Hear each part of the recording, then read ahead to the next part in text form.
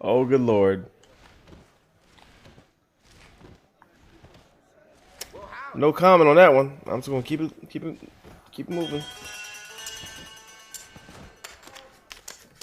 Keep it moving. Reckless. I like it. Give me a card, sir.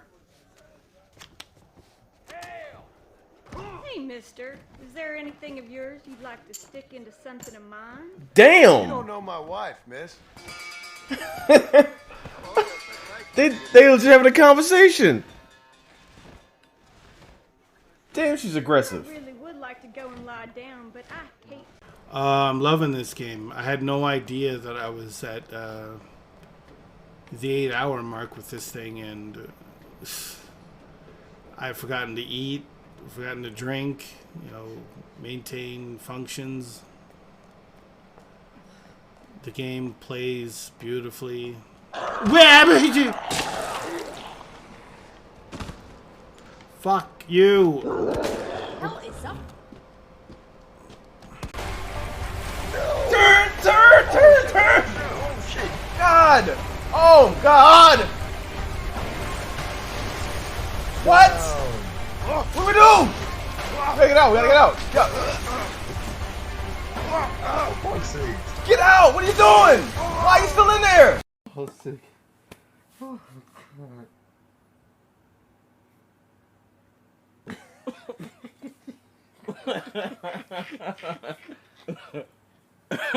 that's how you get the earth. You've been gone.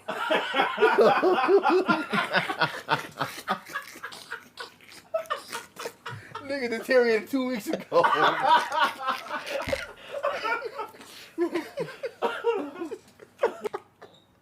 That line always killed me. That line always killed me. That's how you get the earth. You've been gone.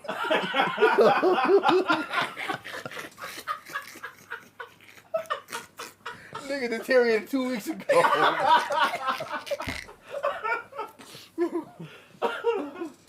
It's like we went through a whole lot of effort trying to work out what it was. Why? I just got sniped too. Escape the border. Hit the bullet. Escape the mortar, hit the bullet. T-shirt number 3. That's such bullshit. Oh God, the damn laser! I'm dead.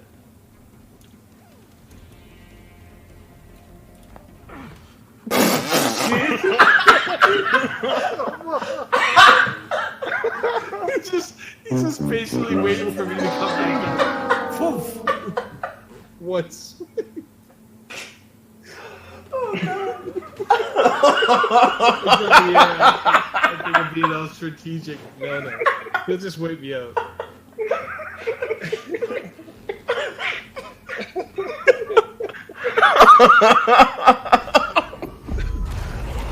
No, that's not clever. You got nothing.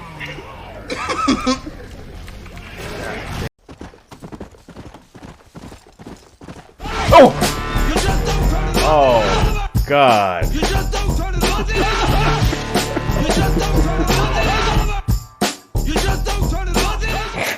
I know how it feels like to have a terrible toothache that will split your head wide open if it could.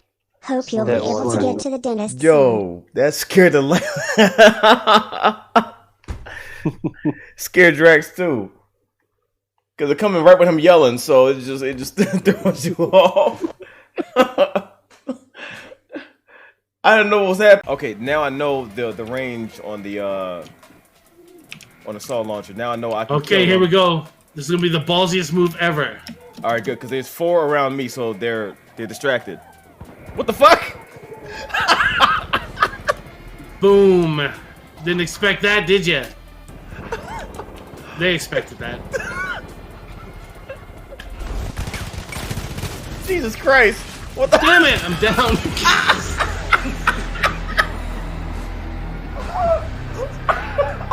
Okay. In hindsight, maybe wingsuiting and then parachuting into the fray is a bad idea. I thought it would have worked. I thought Never made it out. we never made it out though. They'll not talk of my legend. Ghost Rider came to save me.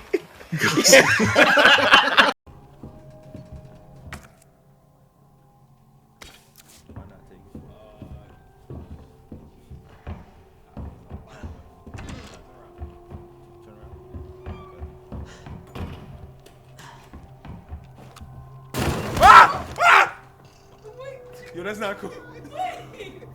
Yo, is that the Tin Man? He screamed even after he was so scared. Is that Mr. X? Got one more to let out. Is that Mr. X? Shit, here's a fucking shark. Oh my god. Shark barrel, cannonball, fucking combo. Everything! I'm surprised the clouds will come down with air in your face and try to hit me. He's like, y'all so hostile. What the fuck did I do? Careful, we can start spitting out some bullshit. Oh, here it comes. Watch out. And I can't see the bullshit. Barrel squid combo. The fuck, man? Fuck! I jumped That into is his. fucking great. God forbid I even try to get there. Let me even think about reviving him. The whole world gonna hit me in the face. And they get a stupid ass barrel. Look at it. Fuck you. Watch it. He's still looking. I can't go anywhere. Oh, thank God. Okay, that works. All right, at least I can use that. Oh, Where are you coming from?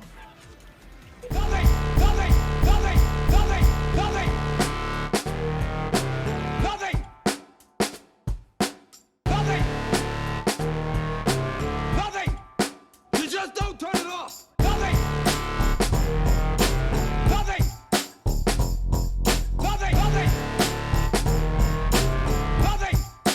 Nothing is over. Nothing. You just don't turn it off. Nothing. All right, y'all. I just woke up. Let's do this. I'm still in the process of waking up. Bear with me. Make sure you can hear this. All right, good. Hi. Unfortunately, we had to cancel the talk that we had planned for GDC. But we do have some super exciting news about PS5. And who better to bring that to you than the one and only Mark Cerny. Without further ado, over to you, Mark. Thank you, Jim. There will be lots of chances later on this year to look at the PlayStation 5 games. Today, I want to talk a bit about our goals for the PlayStation 5 hardware and how they influenced the development of the console. All right, let's get it. I think you all know I'm a big believer in console generations. Once every 5 or 6 or 7 years, a console arrives with substantially new capabilities. There's a lot of learning by the game developers, hopefully not too overwhelming, and soon there's games that could never have been created before. Now, it used to be that as a console designer, you'd somehow intuit what would be the best set of capabilities for the new console, and then build it in complete secrecy. For the PlayStation consoles, that period lasted through PlayStation 3, a powerful and groundbreaking console, but also one that caused quite a lot of heartache, as it was initially difficult to develop games for. So, starting with PlayStation 4, we've taken a different approach, roughly centered around 3 principles. The first of these is listening to the developers, which is to say that a lot of what we put into a console derives directly from the needs and aspirations of the game creators. We definitely do have some ideas of our own, but at the core of our philosophy for designing consoles is that game players are here for the fantastic games. Which is to say that game creators matter. Anything we can do to make life easier for the game creators or help them realize their dreams, we will do. Oh boy. So, about once every 2 years, I take a tour of the industry. I go to the various developers and publishers, sit down, and discuss how they're doing with the current consoles and what they'd like to see in future consoles. This requires weeks on the road, as reaching the bulk of the game creators involves talking to well over 100 people at something like 24 publishers and developers. And it is incredibly valuable. By the way, the feature most requested by the developers, that was an SSD, which we were very happy to put in the hardware, but a lot of problem solving was required.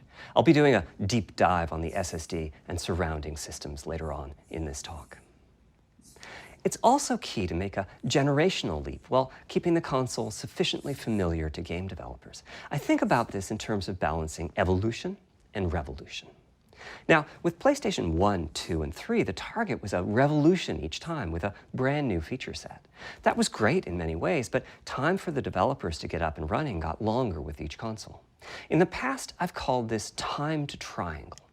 Here's what I had for those 3 consoles. To be clear, I'm not talking about time to make a game. Developers will be ambitious, and it may take them 6 years or so to realize their vision. What I'm talking about is that dead time before graphics and other aspects of game now that you development mention are it, up and running. if you don't look at them, you kind of hear that a little bit. On the other hand, if we're trying to reduce that dead time to 0, that means the hardware architecture can't change at all. We're handcuffed. We need to judge for each feature what value it adds and whether it's worth the increase in developer time needed to support it. So with PlayStation 4, we were able to strike a pretty good balance between performance and familiarity. We got required learning back to PlayStation 1 levels. With PS5, the GPU was definitely the area we felt the most tension between adding new features and keeping a familiar programming model. Ultimately, I think we've ended up with something under a month of getting up to speed. That feels like we're striking about the right balance. I'll go into a bit more detail later today about our philosophy with the GPU and the specific feature set that resulted from it. It's also very important for us, as the hardware team, to find new dreams, by which I mean something other than CPU performance, GPU performance, and the amount of RAM. The increase in graphics performance over the past 2 decades has been astonishing, but there are other areas in which we can innovate and provide significant value to the game creators, and through them, the players. That's why the SSD was very much on our list of directions to explore, regardless of what came out of the conversations. I want somebody to Photoshop Deadpool on stage now. The biggest feature in this category is the custom engine for audio. That's today's final topic. The push for vastly improved audio, and in particular, 3D audio, isn't something that came out of the developer meetings. It's much more the case that we had a dream of what might be possible 5 years from now, and then worked out a number of steps we could take to set us on that path. So here again are the 3 principles, the first being enabling the desires of developers to drive the hardware design. To me, the SSD really is the key to the next generation. It's a game changer. And it was the #1 ask from developers for PlayStation 5. As in, we know it's probably impossible, but can you put an SSD in it? That was a discussion we were also having internally. It was clear that the presence of a hard drive in every PlayStation 4 was having a positive impact. A lot of things that would simply have been impossible at Blu-ray disc speeds were now possible. At the same time, though, in 2015 and 2016, when we were having these conversations, developers were already banging up against the limits of the hard drive, and a lot of developer time was being spent designing around slow load speeds. I want to focus in on just one number here, which is how long it takes to load a gigabyte of data from a hard drive. The difficulty being that hard drives are neither particularly fast nor flexible. If all your data is in one block, which is frankly not very likely, you can load 50 to 100 megabytes a second, depending on where the data is located on the hard drive. Let's assume it's on the outer edge, which means loading a gigabyte takes 10 seconds. If you compress your game packages, you can fit more data on the Blu-ray disc and also effectively boost your hard drive read speed by the compression ratio. We support zlib decompression on PlayStation 4 that gets you something like 50% more data on the disk and 50% higher effective read speed. Unfortunately, though, it's highly likely that your data is scattered around in various files on the hard drive, as well as sourced from multiple locations within those files. So lots of seeks are needed at 2 to 50-ish milliseconds each. My rule of thumb is that the hard drive is spending 2/3 of its time seeking and only 1/3 of its time actually loading data. Putting all of that together, a gigabyte is very roughly 20 seconds to load from a hard drive. Now, a gigabyte is not much data. Games are using 5 or 6 gigabytes of RAM on PlayStation 4, so boot times and load times can get pretty It's going to be very informative. Or to put that differently, as a player, you wait for the game to boot, wait for the game to load, wait for the level to reload every time you die, and you wait for what is euphemistically called fast travel. And all of that leads to the dream, What if we could have not just an SSD, but a blindingly fast SSD? If we could load 5 gigabytes a second from it, what would change? Now, SSDs are completely different from hard drives. They don't have seeks as such. If you have a 5 gigabyte a second SSD, you can read data from 1,000 different locations in that second, pretty much at speed. As for time to load a gigabyte, this is next gen we're talking about, so memory is bigger. Instead, we should be asking how long to load 2 gigabytes. And the answer is about 1/4 of a second. I mean, that's amazing. We're talking 2 orders of magnitude, meaning very roughly 100 times faster. Which means at 5 gigabytes a second for the SSD, the potential is that the game boots in a second. There are no load screens. The game just stays down while loading a half dozen gigabytes and fades back up again. Same for a reload. You're immediately back in the action after you die. And fast travel becomes so fast it's blink and you miss it. As game creators, we go from trying to distract the player from how long fast travel is taking, like those Spider-Man subway rides, to being so blindingly fast that we might even have to slow that transition down. Damn. Pretty cool, right? But for me, this is not the primary reason to change from a hard drive to an SSD. The primary reason for an ultra-fast SSD is that it gives the game designer freedom. Or to put that differently, with a hard drive, the 20 seconds that it takes to load a gigabyte can sabotage the game that the developer is trying to create. I think almost all of us in the room have experienced this, maybe in different ways. Say we're making an adventure game and we have 2 rich environments where we each want enough textures and models to fill memory, which you can do as long as you have a long staircase or elevator ride or a windy corridor where you can ditch the old assets and then take 30 seconds or so to load the new assets. Having a 30-second elevator ride is a little extreme. More realistically, we'd probably chop the world into a number of smaller pieces and then do some calculations with sight lines and run speeds like we did for Haven City when we were making Jak 2. The game is 20 years old, but not much has changed since then. All those twisty passages are there for a reason. There's a whole subset of level design dedicated to this sort of work, but still, it's a giant distraction for a team that just wants to make their game. So when I talked about the dream of an SSD, part of the reason for that 5 gigabyte a second target was to eliminate loads, but also part of the reason for that target was streaming. As in, what if the SSD is so fast that as the player is turning around, it's possible to load textures for everything behind the player in that split second. If you figure that it takes half a second to turn, that's 4 gigabytes of compressed data you can load. That sounds about right for next gen. Anyway, back to the hard drive. Another strategy for increasing effective read speed is to make big sequential chunks of data. For example, we might group all the data together for each city block. That removes most of the seeks, and the streaming gets faster. But there's a downside too, which is that frequently used data is included in many chunks and therefore is on the hard drive. Because you have to explain first. This is a deep dive. Marvel Spider-Man uses this strategy, and though it works very well for increasing the streaming speed, there's a massive duplication as a result. Some of the objects like mailboxes or news racks are on the hard drive 400 times.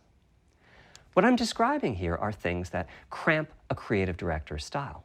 Either level design gets a little bit boring in places, or the data is duplicated so many times that it no longer fits on the Blu-ray disc. And you end up with hard limits on the player's run speed or driving speed. This is going to go over the player a lot of people's heads, can't go faster than the load speed from the hard drive. And finally, I'm sure many of you have noticed that after a patch download, a PlayStation 4 will sometimes take a long time to install the patch. That's because when just part of a file has been changed, the new data can be downloaded pretty quickly. But before the game boots up, a brand new file has to be constructed that includes the changed portion. Otherwise, every change would add a seek or 2. Even so, you can occasionally see this happening on game titles. They start to hitch once they get patched enough. With an SSD, though, no seeks, so no need to make brand new files with the changes incorporated into them, which means no installs as you know them today. Damn. There's yet one more benefit, which is that system memory can be used much more efficiently. On PlayStation 4, game data on the hard drive feels very distant and difficult to use. By the time you realize you need a piece of data, it's much too late to go out and load it. So system memory has to contain all of the data that could be used in the next 30 seconds or so of gameplay. That means a lot of the 8 gigabytes of system memory is idle. It's just waiting there to be potentially used. On PlayStation 5, though, the SSD is very close to being like more RAM. Typically, it's fast enough that when you realize you need a piece of data, you can just load it from the SSD and use it. There's no need to have lots of data parked in system memory waiting to potentially be used. A different way of saying that is that most of RAM is working on the game's behalf. This is one of the reasons that 16 gigabytes of GDDR6 feels right for PlayStation 5. The presence of the SSD reduces the need for a massive intergenerational increase in size. So back to the dream of the SSD. I can't unsee Deadpool Here's now. the set of targets. Boot the game in a second. No load screens. Design freedom, meaning no twisty passages or long corridors. Nice. More game on the disk and more game on the SSD. Nice. And finally, those patch installs go away. Even better. The reality, though, is that the SSD is just one piece of the puzzle. There's a lot of places where bottlenecks can occur in between the SSD and the game code that uses the data. You can see this on PlayStation 4. If I use an SSD with 10 times the speed of a standard hard drive, I probably see only double the loading speed, if that. For PlayStation 5, our goal was not just that the SSD itself be 100 times faster. It was that game loads and streaming would be 100 times faster. So every single potential bottleneck needed to be addressed. And there are a lot of them. Let's look at check-in and what happens when its overhead gets 100 times larger. Conceptually, check-in is a pretty simple process. Data is loaded into system memory from the hard drive or SSD. It's examined, a few values are tweaked to check it in, and then it's moved to its final location. At the SSD speeds we're talking about, that last part, moving the data, meaning copying it from one location to another, takes roughly an entire next-gen CPU core. And that's just the tip of the iceberg. If all the overheads get 100 times larger, that will cripple the frame rate as soon as the player moves, and that massive stream of data starts coming off the SSD. So to solve all of that, we built a lot of custom hardware, namely a custom flash controller and a number of custom units in our main chip. The flash controller in the SSD was designed for smooth and bottleneck-free operation, but also with games in mind. For example, there are 6 levels of priority when reading from the SSD. Priority is very important. You can imagine the player heading into some new location in the world and the game requesting a few gigabytes of textures. And while those textures are being loaded, an enemy is shot and has to speak a few dying words. Having multiple priority levels lets the audio for those dying words get loaded immediately. On one side, that flash controller connects to the actual flash dies that supply the storage. To reach our bandwidth target of 5 gigabytes a second, we ended up with a 12-channel interface. 8 channels wouldn't be enough. The resulting bandwidth we've achieved is actually 5.5 gigabytes a second. With a 12-channel interface, the most natural size that emerges for an SSD everything you complain about in games now, this is going to fix it. The key question for us was, is that enough? I mean, it's tempting to add more, but Flash certainly doesn't come cheap, and we have a responsibility to our gaming audience to be cost-effective with regards to what we put in a console. Ultimately, we resolved this question by looking at the play patterns of a broad range Deadpool of presenting gamers. the PS5. We examined the specific games that they were playing over the course of a weekend or a week in Dana or a Carvey's month, body, and whether that set of games would fit properly on the SSD. We were able to establish that the friction caused by reinstalls or re-downloads would be quite low. And so we locked in on that 825 gigabyte size, while also preparing multiple strategies so that those who want more storage can add it. I'll go through the details in a moment. So no loading. Back to the flash controller. No texture on the other pop-ins. side, it connects to our main custom chip via 4 lanes of Gen 4 PCIe. And inside the main custom chip is a pretty hefty unit dedicated to I/O. Before we talk about what that does, let's talk compression for a moment. PlayStation 4 used zlib as its compression format. We decided to use it again on PlayStation 5, but on my 2017 tour of developers, I learned about a new format called Kraken from Rad Game Tools. It's like zlib's smarter cousin. Simple, similar types of algorithms, but about 10% better compression, which is pretty big. That means 10% more game on the UHD Blu-ray disc or on the SSD. Kraken had only been out for a year, but it was already becoming a de facto industry standard. Half of the teams I talked to were either using it or getting ready to evaluate it. So we hustled and built a custom decompressor into the I/O unit, one capable of handling over 5 gigabytes of Kraken format input data a second. After decompression, that typically becomes 8 or 9 gigabytes, but the unit itself is capable of outputting as much as 22 gigabytes a second if the data happen to compress particularly well. That's crazy. That's By the way, crazy. in terms of performance, that custom decompressor equates to 9 of our Zen 2 cores. That's what it would take to decompress the Kraken stream with a conventional CPU. There's a lot more in the custom I/O unit, including a dedicated DMA controller. The game can direct exactly where it wants to send the data coming off of the SSD. This equates to another Zen 2 core or 2 in terms of its copy performance. Its primary purpose is to remove check-in as a bottleneck. There's 2 dedicated I/O coprocessors and a large RAM pool. These aren't Zen 2 cores. They're there principally to direct the variety of custom hardware around them. One of the coprocessors is dedicated to SSD I/O. This lets us bypass traditional file I/O and its bottlenecks when reading from the SSD. So, Jumbo.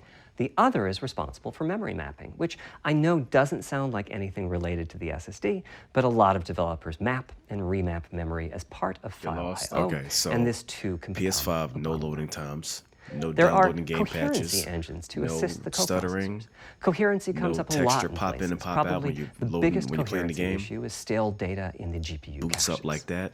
Flushing all of the GPU caches whenever the SSD is read This is a whole lot of good right now. an unattractive option. It could really hurt the GPU performance. So we've implemented a gentler way of doing things, where the coherency engines inform the GPU of the overwritten address ranges, and custom scrubbers in several dozen GPU So like I said, caches everything that people are complaining pinpoint about in games evictions now, of this is going to just fix those it. address ranges. This The is best incredible. thing is, as a game developer, The when you fact that read you from can the actually pull this SSD, you off don't is need to know insane. any of this. You don't even need to know that your data is compressed. You just indicate what data you'd like to read from your original uncompressed file and where you'd like to put it, and the whole process of loading it happens invisibly to you and at very high speed. Back to the dream. Thanks to all of that surrounding hardware, our 5.5 gigabytes a second really should translate into something like 100 times faster I/O than PS4 and allow the dream of no load screen Jade, you and getting that super PS5, fast right? streaming to become a reality. Having said that, expandability of our SSD is going to be quite important. Flash is costly, and you may very well want to add storage to whatever we put in the console. Now, the kind of storage you need depends on how you're going to use it.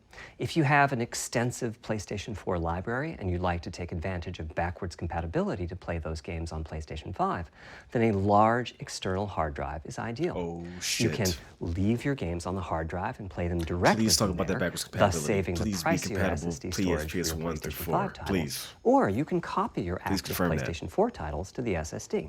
If your purpose in adding more storage is to play PlayStation 5 titles, though, ideally you would add to your SSD storage. We will be supporting certain M2 SSDs. These are internal drives that you can get on the open market and you install serious? in a bay in the PlayStation 5. What? As for which ones we support and when, I'll get to that in a moment. They connect through the custom I/O unit just like our SSD does, so they can take full advantage of the decompression, I/O coprocessors, and all the other features I was talking about. Here's the catch, though. That commercial drive has to be at least as fast as ours. Yeah, Games that yeah. rely on the speed of our SSD need to work flawlessly with any M2. Fair enough. When I gave the Wired interview last year, I said that the PlayStation 5 SSD was faster than anything available on PC. At the time, commercial M2 drives used PCIe 3.0, and 4 lanes of that cap out at 3.5 gigabytes a second. In other words, no PCIe 3.0 drive can hit the required spec. M2 drives with PCIe 4.0 are now out in the market. God We're getting damn. in samples and seeing 4 or 5 gigabytes a second from them. By year's end, I expect there will be drives that saturate 4.0 and support 7 gigabytes a second. Jesus. Having said that, we are comparing apples and oranges, though, because that commercial M2 drive will have its own architecture, its own flash controller, and so on. For example, the NVMe specification lays out a priority scheme for requests that the M2 drives can use. And that scheme is pretty nice, but it only has 2 true priority levels. Our drive supports 6. We can hook up a drive with only 2 priority levels, definitely, but our custom I/O unit has to arbitrate the extra priorities rather than the M2 drive's flash controller. And so the M2 drive needs a little extra speed to take care of issues arising from the different approach. That commercial drive also needs to physically fit inside of the bay we created in PlayStation 5 for M2 drives. Unlike internal hard drives, there's unfortunately no standard for the height of an M2 drive, and some M2 drives have giant heat sinks. In fact, some of them even have their own fans. Right now, we're getting M2 drive samples and benchmarking them in various ways. When games hit beta as they get ready for the PlayStation 5 launch at year-end, we'll also be doing some compatibility testing to make sure that the architecture of particular M2 drives isn't too foreign for the games to handle. Once we've done that compatibility testing, we should be able to start letting you know which drives will physically fit and which drive samples have benchmarked appropriately high in our testing. It would be great if that happened by launch, but it's likely to be a bit past it. So please hold off on getting that M2 drive until you hear from us. Understandable. Okay, back to our principles. Balancing evolution and revolution is the second of them. This was definitely a recurring theme with the GPU. We need new GPU features and capabilities. If we only have more performance, it's not really a new generation of console. Of course, many of these capabilities result in more performance. That's part of why a PlayStation 5 teraflop is more powerful than a PlayStation 4 teraflop. But we aren't just looking for the performance. We also need the ability to do something with the GPU that could not have been done before. And we need higher performance per watt. Every time we double the performance of some GPU component, we don't want to find out we've doubled the power consumed and the heat produced. But at the same time, we have to make sure the GPU can run PS4 games, and we have to ensure that the architecture is easy for the developers to adopt. Now, backwards compatibility was handled masterfully by AMD. They treated it as a key need throughout the design process. As our solution to adding new features without blindsiding developers, we made sure that if there were new significant features, it would be optional to use them. The GPU supports ray tracing, but you don't have to use ray tracing to make your game. The GPU supports primitive shaders, but you can release your first game on PlayStation 5 without making any use of them. Before I get into the capabilities of the GPU, I'd like to make clear 2 points that can be quite confusing. First, we have a custom AMD GPU based on their RDNA 2 technology. What does that mean? AMD is continuously improving and revising their tech. For RDNA 2, their goals were, roughly speaking, to reduce power consumption by re-architecting the GPU to put data close to where it's needed, to optimize the GPU for performance, and to add a new, more advanced feature set. But that feature set is malleable, which is to say that we have our own needs for PlayStation, and that can factor into what the AMD roadmap becomes. So collaboration is born. If we bring concepts to AMD that are felt to be widely useful, then they can be adopted into RDNA 2 and used broadly, including in PC GPUs. So if the ideas are sufficiently specific to what we're trying to accomplish, like the GPU cache scrubbers I was talking about, then they end up being just for us. If you see a similar discrete GPU available as a PC card at roughly the same time as we release our console, that means our collaboration with AMD succeeded in producing technology useful in both worlds. It doesn't mean that we as Sony simply incorporated the PC part into our console. This continuous improvement in AMD technology means it's dangerous to rely on teraflops as an absolute indicator of performance, and CU count should be avoided as well. In the case of CPUs, we all understand this. The PlayStation 4 and PlayStation 5 each have 8 CPUs, but we never think that meant the capabilities and performance are equal. It's the same for CUs. For one thing, they've been getting much larger over time. Adding new features means adding lots of transistors. In fact, the transistor count for a PlayStation 5 CU is 62% larger than the transistor count for a PlayStation 4 We still don't know what he's talking about. Second, the PlayStation 5 GPU is backwards compatible with PlayStation 4. What does that mean? One way you can achieve backwards compatibility is to put the previous console's chipset in the new console, like we did with some PlayStation 3s. But that's, of course, extremely expensive. A better way is to incorporate any differences in the previous console's logic into the new console's custom chips, meaning that even as the technology evolves, the logic and feature set that PlayStation 4 and PlayStation 4 Pro titles rely on is still available in backwards compatibility modes. One advantage of this strategy is that once backwards compatibility is in the console, it's in. It's not as if a cost down will remove backwards compatibility like it did on PlayStation 3. Achieving this unification of functionality took years of efforts by AMD, as any roadmap advancement creates a potential divergence in logic. Running PS4 and PS4 titles at boosted frequencies has also added complexity. The boost is truly massive this time around, and some game code just can't handle it. Testing has to be done on a title-by-title basis. Results are excellent, though. We recently took a look at the top 100 PlayStation 4 titles as ranked by playtime, and we're expecting almost all of them to be playable at launch on PlayStation 5. With regards to new features, as I said, our strategy was to try to break new ground, but at the same time not to require use of the new GPU capabilities. For more than a decade, GPUs have imposed a restriction on game engines. Software handles vertex processing, but for the most part, dedicated hardware is responsible for the triangles and other geometry that the vertices form.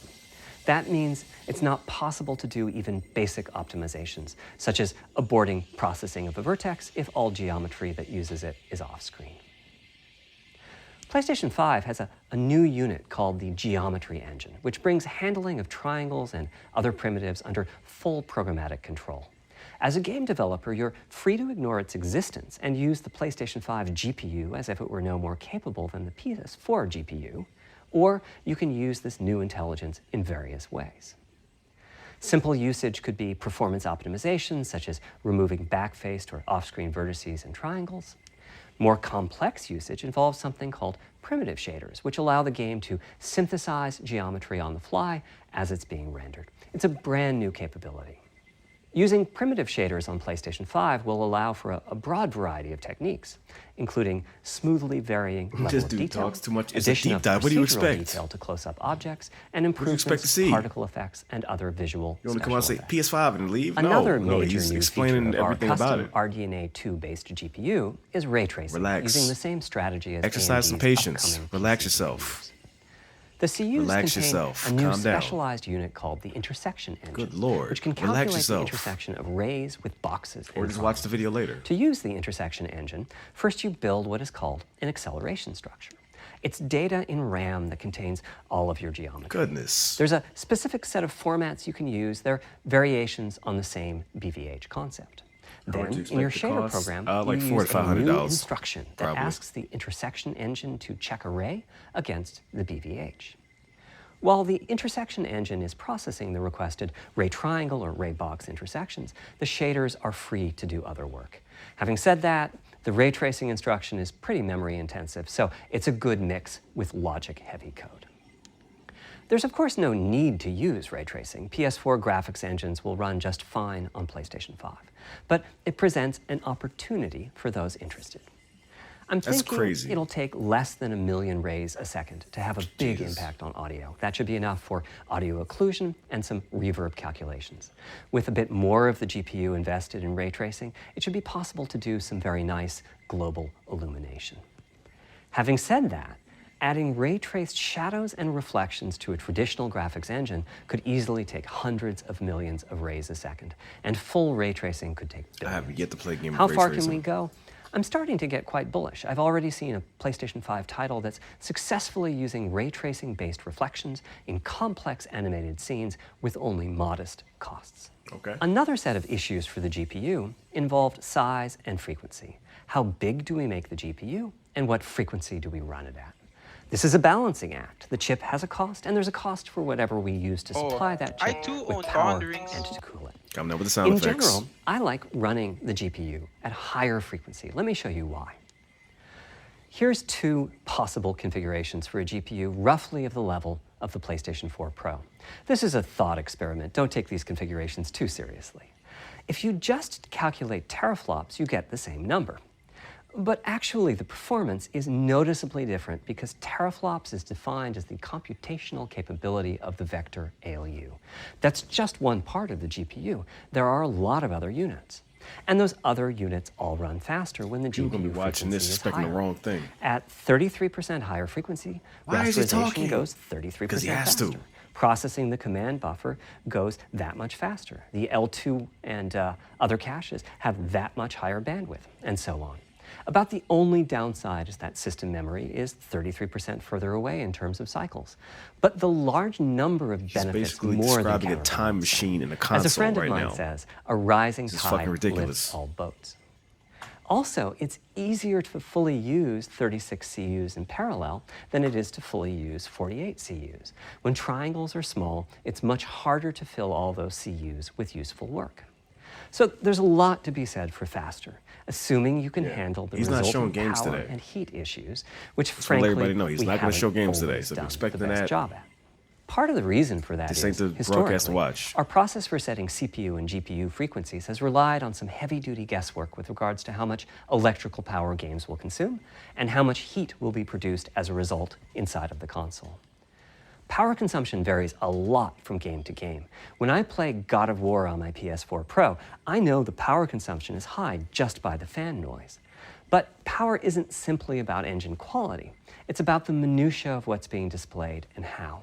It's counterintuitive, but processing dense geometry typically consumes less power than processing simple geometry, which is, I suspect, why Horizon's map screen, with its low triangle count, makes my PS4 Pro heat up so much. Our process on previous consoles has been to try to guess what the maximum power consumption during the entire console lifetime might be, which is to say, the worst case scene in the worst case game, and prepare a cooling solution that we think will be quiet at that power level. If we get it right, fan noise is minimal. If we get it wrong, the console will be quite loud for the higher power games, and there's even a chance that it might overheat and shut down if we misestimate power too badly. PlayStation 5 is especially challenging because the CPU supports 256-bit native instructions that consume a lot of power. These are great here and there, but presumably only minimally used. Or are they? If we plan for major 256-bit instruction usage, we need to set the CPU clock substantially lower or noticeably increase the size of the power supply and fan. So, after much discussion, we decided to go with a very different direction on PlayStation 5. We built a GPU with 36 CUs. Mind you, RDNA 2 CUs are large. Each has 62% more transistors than the CUs we were using on PlayStation 4. So if we compare transistor counts, 36 RDNA 2 CUs equates to roughly 58 PlayStation 4 CUs. It is a fairly sizable GPU. Then we went with a variable frequency strategy for PlayStation 5, which is to say we continuously run the GPU and CPU. The difference between the 4 and the 5 we supply is a generous amount of electrical power and then it's increase so much the stronger. frequency of GPU and CPU until they reach the capabilities of the system's cooling solution. I'll translate for y'all. It's a completely different paradigm. Rather than running at constant Let's say the frequency PS4 and letting power vary based on the workload, we run at essentially constant power is a and let planet. the frequency vary based on the workload. PS5 is the galaxy. We then tackled the engineering challenge There you of go. a cost-effective and high-performance cooling solution designed for that specific power level. In some ways, it becomes a simpler problem because there are no more unknowns. There's no need to guess what power consumption the worst-case game might have. As for the details of the cooling solution, we're saving them for our teardown. I think you'll be quite happy with what the engineering team came up with. So how fast can we PS4 is a run the dirt bike. GPU and CPU with this strategy? PS5 The is a simplest approach motorcycle would be to look at the with actual rockets. temperature of the silicon die and throttle the frequency on that basis. But that won't work. It fails to create a consistent PlayStation 5 experience. It wouldn't do to run a console slower simply because It's it was a in motorcycle hot room. with a time machine So on it, rather a than flux look at the capacitor, actual temperature of the silicon and die, we look at the activities that the GPU can turn and into the Iron CPU Man are suit. performing and set the frequencies on that basis, which makes everything deterministic and repeatable. While we're at it, we also use AMD's Smart Shift technology and send any unused power from the CPU to the GPU so it can squeeze out Series a few X, more yeah. pixels. The benefits of this A friend of ours runs strategy a tech are channel. quite He actually Running has one. He got to a review GPU it. at 2 gigahertz It's pretty is dope. looking like an unreachable target with the old fixed frequency strategy. With this new paradigm, we're able to run way over that. In fact, we have to cap the GPU frequency at 2.23 gigahertz so that we can guarantee that the on-chip logic operates properly. Motorcycle from Tron. 36 Yeah, a little more CPUs advanced at though. 2.23 gigahertz is 10.3 teraflops, and we expect the GPU to spend most of its time at or close to that frequency and performance. Similarly, running the CPU at 3 gigahertz was causing headaches with the old strategy. But now we can run it as high as 3.5 gigahertz. Yeah, PS4 In fact, is a Volvo. it spends most of its PS5 time is a at McLaren. that frequency.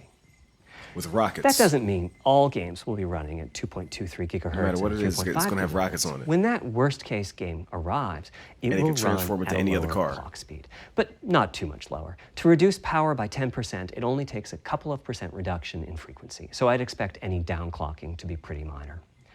All things considered, the change to a variable frequency approach will show significant gains for PlayStation gamers.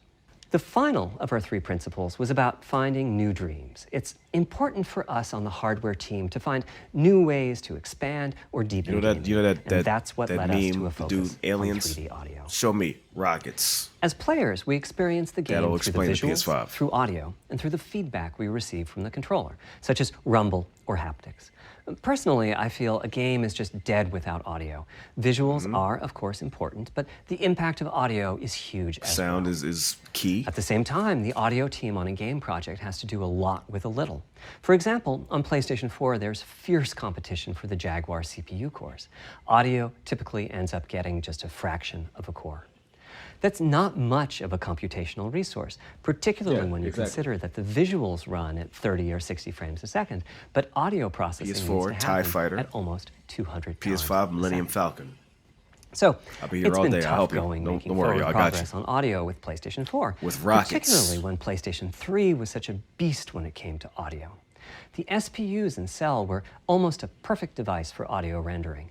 Simple pipelined algorithms could really take advantage of asynchronous DMA and frequently reach PS4, 100% Bumblebee. utilization of the floating point unit. PS5, There's unfortunately Unicron. nothing comparable on PlayStation 4.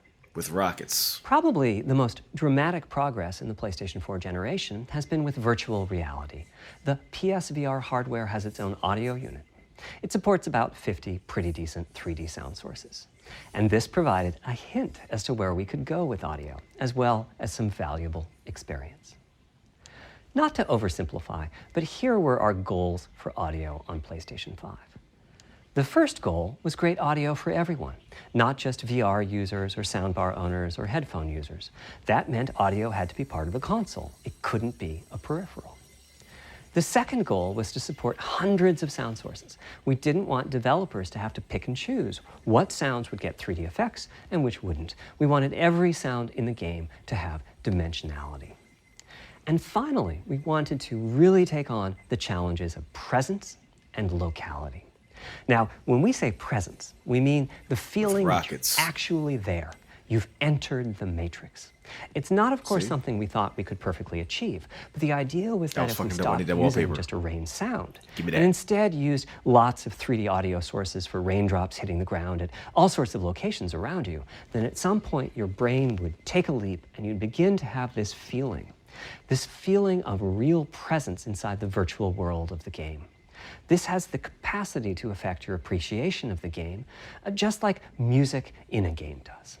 So what he's saying right The concept there of locality is simpler. that means it's just every your game on the sense of PS5 where is going to be like Hellblade as far as to the right audio. of you, behind you, above you.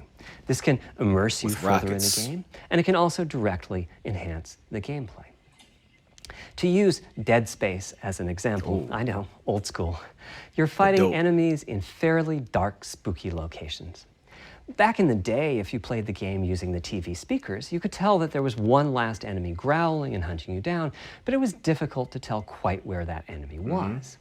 With headphones, you could tell that the enemy was somewhere on the right, which let you deduce, if you couldn't see it, that it must be somewhere behind and to your right. But with 3D audio with good locality, the idea is you know the enemy is precisely there, and you turn and you take it out. So, how do we know where a sound is coming from in the first place? Well, all those bumps and folds in the ear have a meaning, evolutionarily speaking. Based on what direction the sound is coming from, sound waves bounce around inside the ear, there's some constructive and destructive interference, and the result is a change in volume. Nice. The phase of the sound also shifts, depending on what path the sound wave took to reach the ear canal. These volume changes and phase shifts are different for each direction and also vary depending on the frequency of the sound. Head size and head shape also impact the sound in a similar fashion. The way that the sound changes, based on direction and frequency, can be encoded in a table called the Head-Related Transfer Function, or HRTF. Here's part of one. The vertical axis is the frequency, the horizontal axis is the direction, front, back, left, right, and the color gives the degree of attenuation of the sound at that frequency.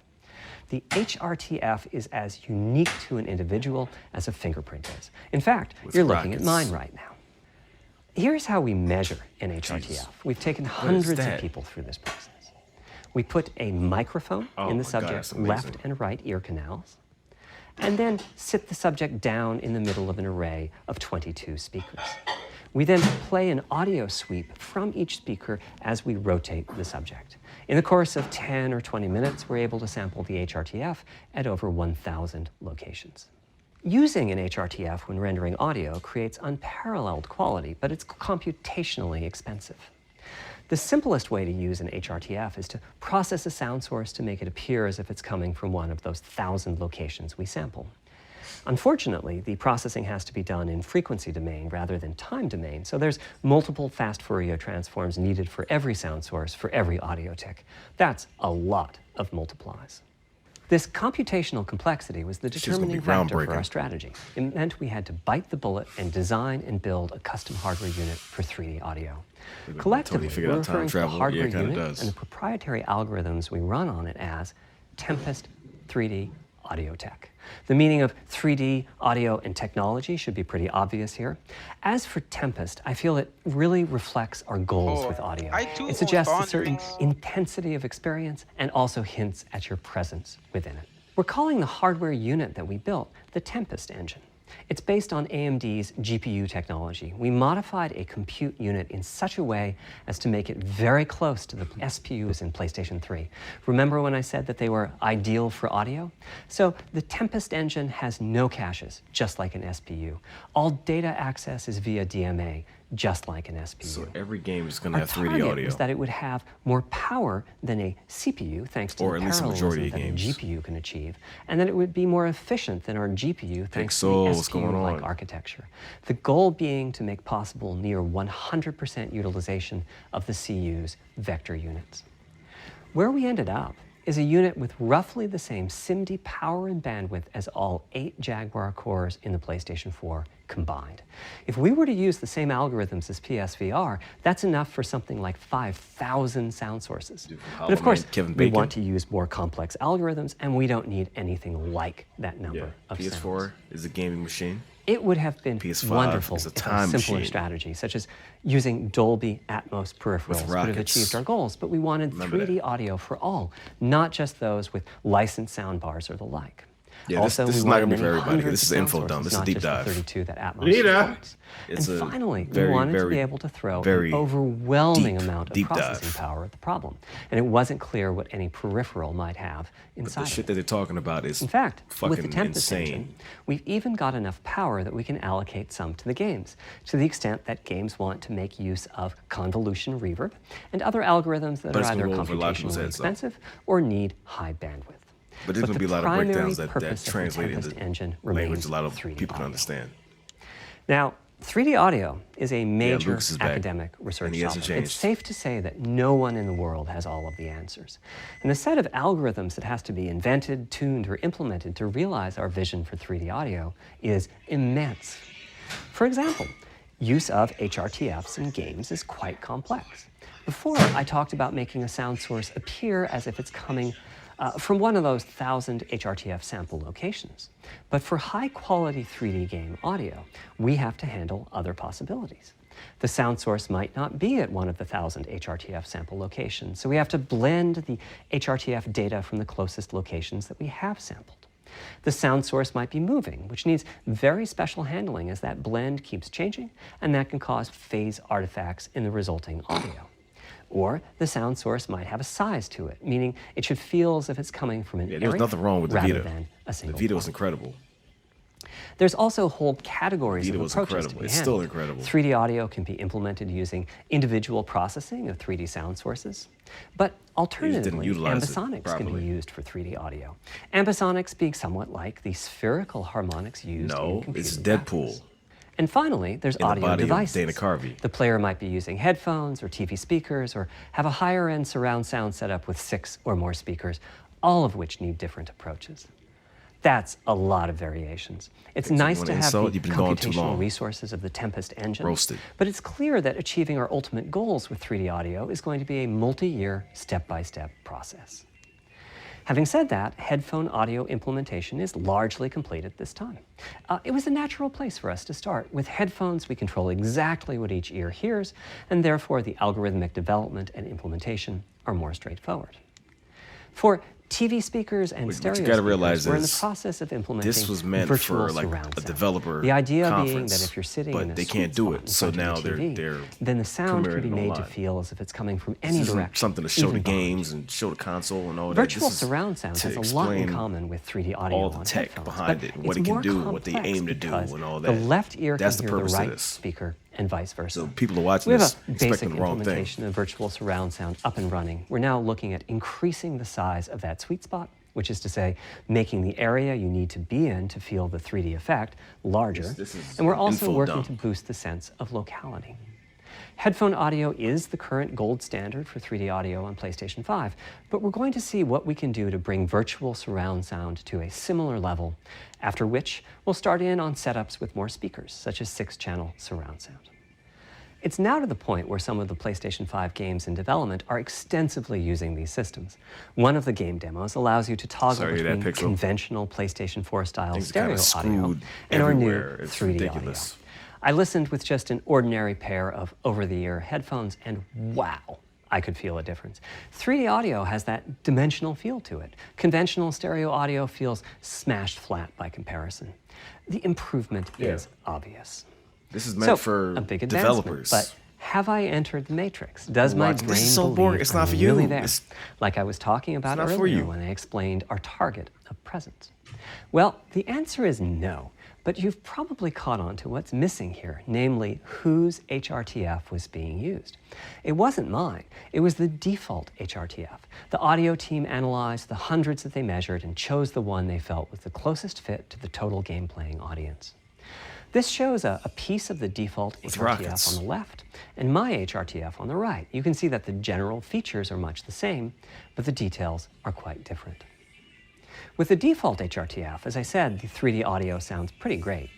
When I use my HRTF, though, the audio reaches a higher level of realism, which is to say that when using headphones and my HRTF, I occasionally get fooled and even think a sound is coming from the real world when it's actually coming from the game.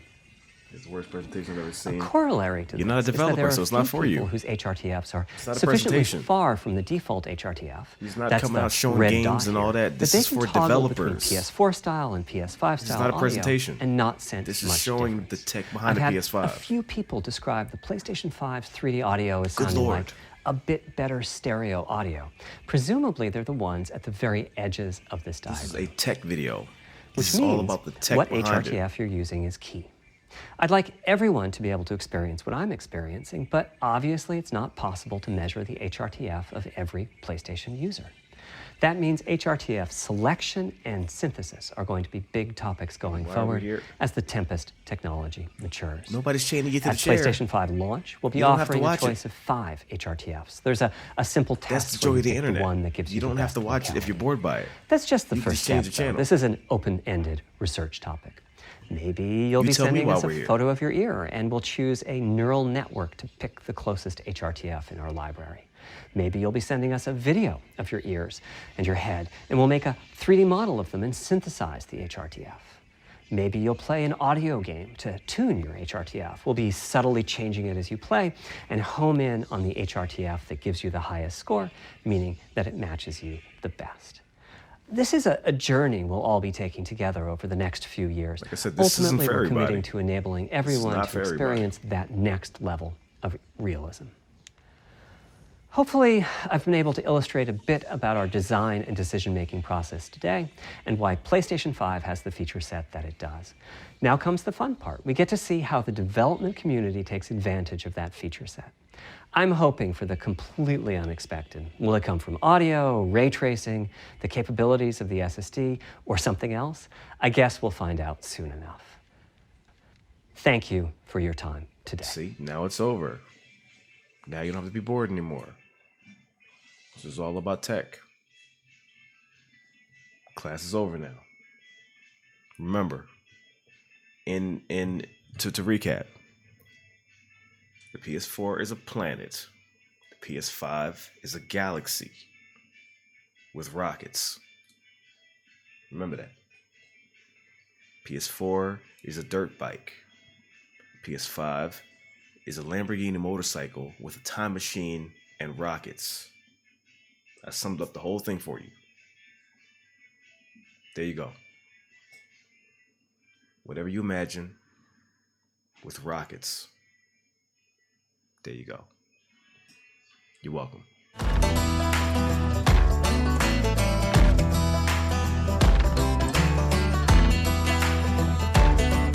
Are they coming back on? No, that's it. That's it. That is all. Look at everybody in chat snapping. No, I'm bored. This is not for you. You're not a developer. All developers watching this like, oh shit. With rockets. Did they mention backwards compatibility? They mentioned PS4 backwards compatibility.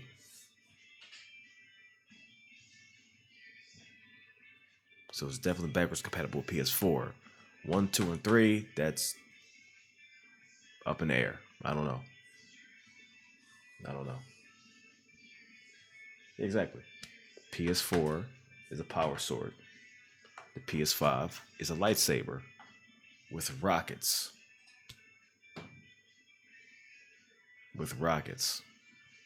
That's it. Yeah, it's a tech video. This was meant for developers, not the general public. This was not an exciting presentation for the public. This was for developers. But they can't do that because of everything being locked down, so they had to show it online.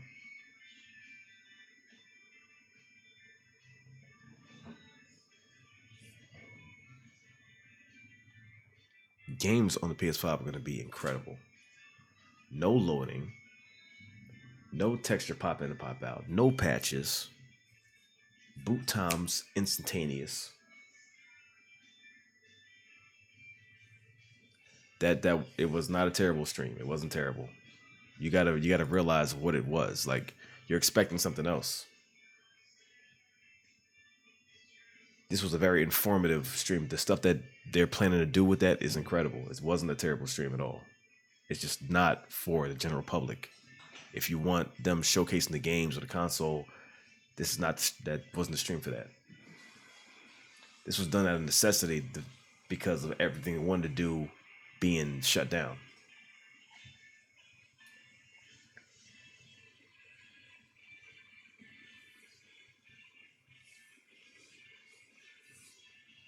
It wasn't a stream for everybody. The general public is going to say it's boring. Okay. You have to ease his own. This wasn't E3. It was E3 with rockets.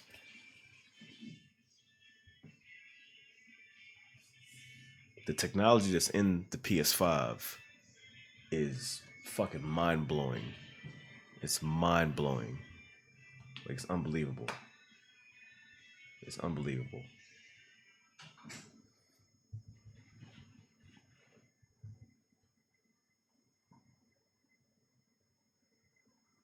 Yeah, it's like the general public's going to be impatient. They want to see the console. They want to see, I want to see it now. I want to see it now. It's like, you got to wait. You have to wait. And the only reason why they even showed this online is because the conference got canceled. So this was the way to still, show it to the developers, but to also to the public who was interested in the tech behind it. Now you got the information. Now you can theorize on what's going to happen and what it's going to do. The fact that every game is going to be like Hellblade audio-wise is insane. Every game is going to utilize 3D audio. Do you think it'll cost more than $500? I think it'll cost around $400 to $500. But the tech that's in this, I don't know. The technology won't matter as much as the software we can play on it. The technology matters. The technology enables us to play the software. Without the technology, you can't play a damn thing. The technology is key. Look at what happened to the PS4 and how that thrived. You take that concept, apply it to the PS5, it's going to be incredible. It's going to be fucking incredible. It's going to be fucking incredible. 700? No, there's no way. That's not logical. The general public cannot afford $700. Consoles have tried that and failed. There's no way. Because you know that the Xbox Series X isn't going to be $700 and they're going to try to compete with that. So there's no way. There's no way. I can see it being $499. I can see that.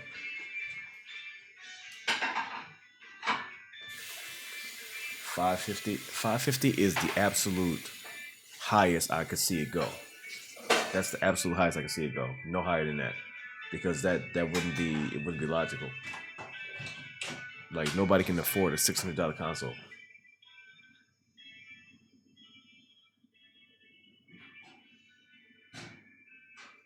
Even 500 is kind of high end for the general consumer, but I still think that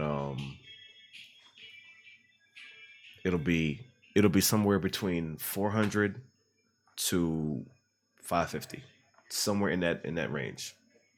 It won't be lower than 400 though, because of what they're putting in this. It's already expensive to make. It's going to be super expensive to make. What's up, T Super? Can I ask where's the Black Widow reaction? Do you see what's happening in the world right now? Everything's shut down. You want reactions when the world's going to shit? Okay, so there's no reaction because we're in different states. And now we can't even get together because we can't even leave the states. So there's not going to be any reactions for a while.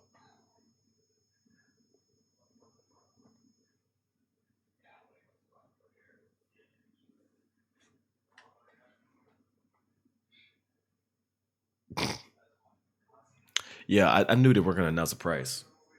And I do think they're waiting for Microsoft to show its hand before they announce a price.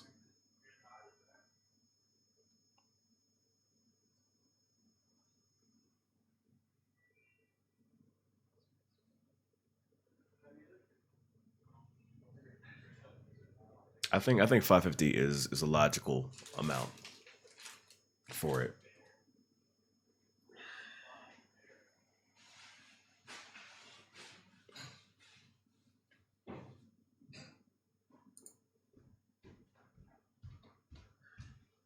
$450. It's possible. It's possible. It's definitely possible.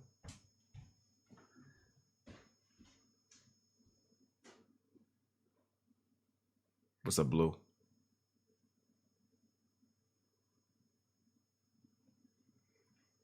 That's definitely possible. It's gonna be dope to see what they make. I guess it's definitely gonna be dope because what they're putting into this is gonna enable developers to do anything. Anything. What's up, M-DOGG? Long time no see. It looks like with the backwards compatibility won't go as far as PS1 and PS2. Hopefully to at least PS3. Yeah, I mean, we would want 1, 2, and 3 compatibility as far as 4, but I know we'll see. Luckily there are emulators, so that you still can play the classics. You just can't do it on the console. So at least there's that. Is there any way to buy a console A game console illegal. Well, let's shut up.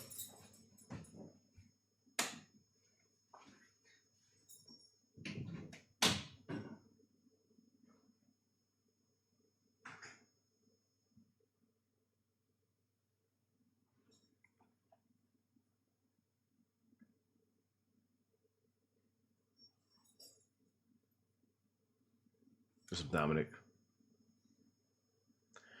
Speaking of Metal Gear, you hear the rumor Sony be interested in buying Silent Hill from Konami. They're trying to get Silent Hill. They're trying to get Metal Gear and one more Konami franchise. They're trying to buy it from Konami. So I'm really, really hoping that happens. That's really good news. And this is right after I heard about the whole Castlevania. Oh my god. Ooh. Please, please, please. If they can do this, oh my god. That would make my fucking year. That would make my year.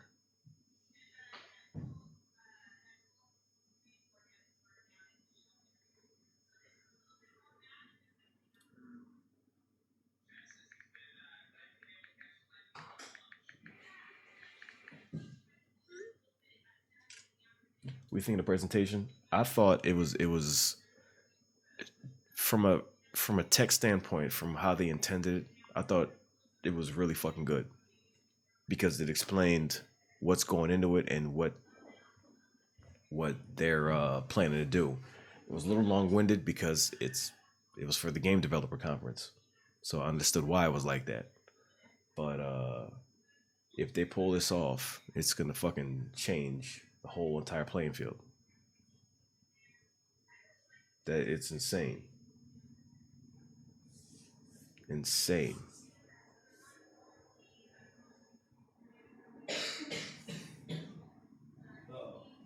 You coughing? No, I'm in here pooping. Gonna kill him. We're gonna kill him. It's loud stuff. We're gonna kill him. Oh man. We kill him. Man, that was a big poop in there. We're gonna kill him. I'll start with one cold. I don't know, I woke up this morning and I just felt corona going through my system. I'm gonna kill him. And it put a smile on my face for the first time in a long time. Because I knew that was going to be a chance to take me out. It's not gonna happen. Exactly. Why do you think I'm sad right now?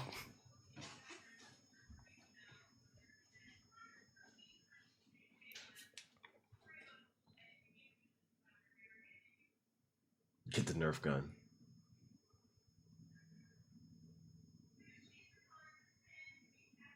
All right, so I think I'm gonna call on the stream there and probably get a couple things together and get something to eat, and then I'm gonna play some Warzone with Juanita and Ben Monkey. I don't know if I'm gonna stream it. I might just play some games, and then if I don't stream it, I'll come back later on and play Ori and Will of the Wisps, because I really do wanna play that. But I also want to get together the videos from yesterday, us beating Cuphead, because yes, we finally beat Cuphead, and that was a hell of a thing. That was a hell of a thing. Warzone solo is it's something. It's something. It's fun though. It's fun. It's definitely fun. So I will say that. Let me finally use this the screen right here, because I never use this, and I always forget I have this. Instead of that abrupt ending, I can actually like ease it out. I gotta utilize it. I learned this from Juanita because she has one and she actually uses it. I'm like, maybe I should use mine too. Anyway, y'all take it easy. Love y'all. Appreciate y'all. And I'll be back a little later. Peace.